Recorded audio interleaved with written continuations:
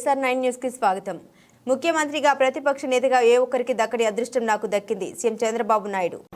ఆంధ్రప్రదేశ్ రాష్ట్రంలో ఆరో సమైక్య ఆంధ్రప్రదేశ్లో కానీ ఇప్పుడు నవ్య ఆంధ్రప్రదేశ్లో కానీ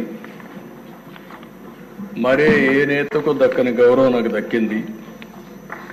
ఇన్ని సంవత్సరాలు సమైక్య ఆంధ్రప్రదేశ్లో 9 సంవత్సరాలు అందరికంటే ఎక్కువ ముఖ్యమంత్రిగా ఉండే అవకాశం వచ్చింది. 10 సంవత్సరాలు ప్రతిపక్ష నాయకుడిగా పనిచేసే అవకాశం వచ్చింది.